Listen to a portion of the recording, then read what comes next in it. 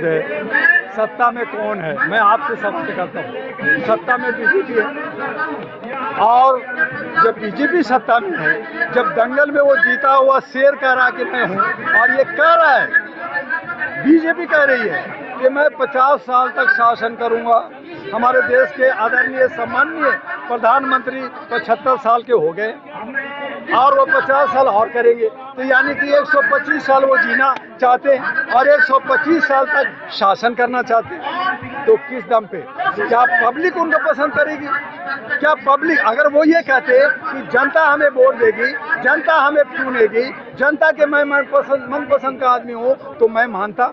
लेकिन वो कह रहे हैं कि चाहे कुछ भी हो, मोदी है तो सब कुछ मुमकिन है। तो ये दबंग, ये जो अहंकारी भाषा है, ये हम बर्दाश्त नहीं करेंगे। हम जनता आवाज़ उठाएंगे और इसके लिए हम लोग एक तीसरा विकल्प खड़ा कर रहे हैं कि जितने अच्छे सच्चे पटे लोग हैं, जो क्षेत्रीय पार्टियां हैं, जो छोटी पार्टियां हैं, जो निर्दलीय हैं, जो लोगों ने समाज के लिए काम करना चाहते हैं, उन्हें हमें आगे लाना है। और ये जितने अयास टाइप के, चाहे किसी भी पार्टी का लेता हो, उन सबको हराएंगे। और 272 जो जादुई आंखों पे ये दम भरते कि मैं कुछ भी कर सकता हूँ, ताली थाली बजा सकता हूँ और या मैं कुछ भी कर सकता हूँ, वो नहीं होने देंगे। और इसके लिए हम लोग आवाज उठाने के लिए पूरे भारत में ये आवाज छेड़ दिया है।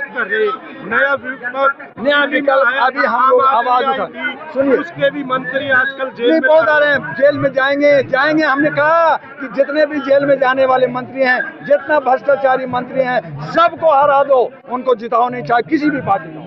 और अच्छे सच्चे लोगों को लाने के लिए हम लोग प्रयास में कर रहे हैं। उसका आंदोलन छेड़ दिया है। हर एक दिन 2 दिन पे लगातार पूरे भारत में हमने प्रोग्राम शुरू कर दिया है। आज 16 को जंतर मंतर पे, 19 को जंतर मंतर पे होंगे, 25 को जंतर मंतर पे होंगे, 21 से 22 तक हम लोग हैदराबाद में है, लखनऊ में है, बिहार में है, पटना में और नवी मुंबई में। तो ये पूरी भारत में ये लहर शुरू हो गई है और ये लोकसभा 2024 तक चलेगी। आपको आने वाले दिन में इसका असर दिखेगा और इसका जो रिजल्ट आएगा वो मैं समझता हूँ। जनता हमारी मानसिक रूप से गुलाम है, ये मैं मानता हूँ। जनता हमारी सोई हुई है, कह सकते हैं कि भांग के नशे में, जैसे होली में भांग खाया, उनको समझ में नहीं आता। लेकिन हम तो नया वो इसीलिए जनता को तोड़ने के लिए ये लोग एहन प्रकार तरीके से जात पात, मंदिर मस्जिद का ले करके आस्था की चाशनी में डुबो करके ये जो सत्ता को हथियाना चाहते हैं। हम कोशिश करने जा रहे हैं कि भाई जाग जाओ और समझ जाओ, इनको खाओ।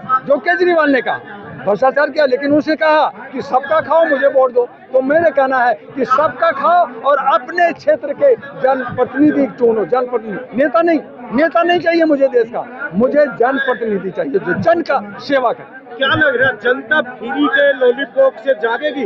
बिल्कुल जागेगी। अब मैं 36 साल से मानवाधिकार पे काम कर रहा हूँ। 84 लाख हमारे मेंबर हैं, 800 मेरे ऑफिस हैं इंडिया के अंदर 36 राज्यों में। जाग रहे हैं, लोग जुड़ते जा रहे हैं और हमें उम्मीद है कि जनता जागेगी। एक आंदोलन होता है। जब हमारी इंदिरा गांधी थी प्रधानमंत्री, तो कहते थे इंदिरा गांधी एक प्रदर्शनी है, विश्व की जो गुरु है, बहुत बड़ी लीडर है, उसको कोई उंगली नहीं दिखा सकता। मैं भी उनका फैन था। उसी वक्त मैं स्टेट स्कॉलरशिप पास किया था, पूरे स्टेट में टॉप किया था, तो मैं उनको बहुत माता मानता था। लेकिन एक जयप्रकाश ने आंदोलन छेड़ा और इंदिरा गांधी को जेल भेजा, कांग्रेस को धूल चटाया। जनता दल आई थी कि नहीं आई थी? और दिल्ली के अंदर शीला दीक्षित को कोई नहीं हरा सकता। झाड़ू ने आकर के उसको, शीला दीक्षित को साथ किया या नहीं किया? तो क्या आप समझते हैं कि मोदी हमेशा के लिए रहेगा? अब 14 से पहले क्या आप उनको जानते थे? 14 से पहले क्या आप उनको प्रधानमंत्री जानते थे? तो ऐसा है कि कल आपको प्रधानमंत्री की कुर्सी पे जर्नलिस्ट भाई बैठा दिया जाए, आप भी स्ट्रांग होगे, आप भी काम करोगे। बस नियत साफ होना चाहिए, देश के लिए होना चाहिए, जनप्रतिनिधि की तरह काम करना चाहिए, तभी आप हमारे देश के लिए करेंगे। लेकिन अगर आप कॉर्पोरेट हाउस को 2 लाओ 2 खाओ, लूट खाओ, झोला लेके आया हूँ, झोला लेके जाऊंगा, झोला में माल कितना जाएगा ये नहीं बताऊंगा, तो ये नीतियाँ नहीं चलेगी। 2024 में कौन मिलेगा देश का प्रधानमंत्री? देखिए, प्रधानमंत्री 272 जो मेंबर ऑफ पार्लियामेंट होते हैं, जिसको हम बहुमत की बात करते हैं, उनमें से एक नेता चुना जाता है और वो नेता प्रधानमंत्री बनता है। प्रधानमंत्री कोई व्यक्ति तो चुनता नहीं। हमने मांग की कि प्रधानमंत्री का चुनाव करो, आप डायरेक्ट उसको नहीं करके डायरेक्ट करो, जनता तय करेगी प्रधानमंत्री कौन।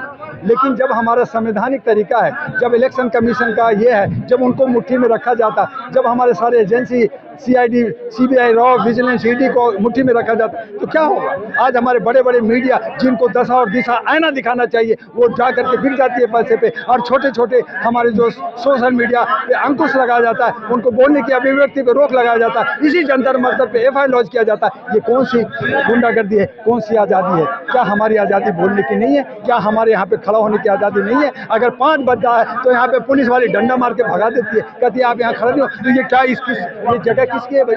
प्रधानमंत्री का या होम मिनिस्टर का? हम नहीं खड़ा होंगे। तो ये सारी चीजें 24 में जनता तय करेगी कि किस कैसे प्रतिनिधियों को चुनती है, और उन प्रतिनिधियों का राष्ट्रीय महागठबंधन, नेशनल ग्रैंड अलायंस, जिसमें बहुत सारे पार्टियों का चुने हुए नुमाइंदा को हम लोग तैयार कर रहे हैं, लिस्ट बना रहे हैं। उसकी घोषणा आप चौथा प्रोग्राम पर हम लोग करेंगे तालकोट स्टेडियम में। डेट अभी बताएंगे क्योंकि हमें वेन्यू बुक करना है, और वहाँ घोषित करेंगे कि हमारे ये सारे, हम सभी से विचार ले रहे हैं, मीडिया से भी विचार ले रहे हैं कि कैसे कैंडिडेट होना चाहिए, और उस पे हम लोग आगे जाके काम करेंगे। और अगर हमें उसमें सफलता मिली तो ये जितनी भी पार्टियां जो VVIP कल्चर में जी रहे हैं, जो प्लेन में घूम रहे हैं, एक दिन में 5 करोड़ 10 करोड़ खर्च करें, वो धूल चाटेंगे और उनको जमीन पे आना हो। Thank you.